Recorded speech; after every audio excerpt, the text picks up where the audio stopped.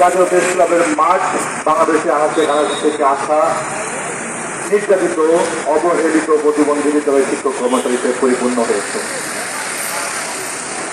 আমি ধন্যবাদ জ্ঞাপন করছি আমাদের অন্যতম সমন্বয়ক জনাব ইলিয়াস রাজ, আমাদের জাহানারা আপা, সফেলাল ভাই, শাহজাহান ভাই যারা আছেন সকলেই আমরা একটা সমন্বয়ক, সকলেই একটি অন্যতম সমন্বয়ক।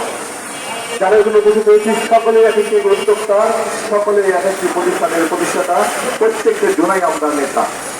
আমরা অনুরোধ করবো সকলকে, আমাদের মূল উদ্দেশ্য একটি, আমাদের উদ্দেশ্য লক্ষ্য যদি একই থাকে তাহলে আমাদের মতে কোনো পার্থক্য থাকবে না, আর মন থাকবে একটি, সেটি হচ্ছে আমাদের প্রতিবন্ধী বিদ্যালয়গুলোকে একীভূতকরণ। যদি একই লক্ষ্য উদ্দেশ্য থাকে তাহলে সবাই একভাবে একই মতে কাজ করবো, ইনশাআল্লাহ কোনো বিশৃঙ্খলা করবো না। গতকালকে আমাদের কোনো ছোটখাটো বিশৃঙ্খলা হয়েছে, আমরা অনুরোধ আপনাদের কাছে রিকোয়েস্ট করছি যে কোনো বিশৃঙ্খলা করবো না, আমরা শান্তিপূর্ণ কর্মসূচি অবস্থান করব।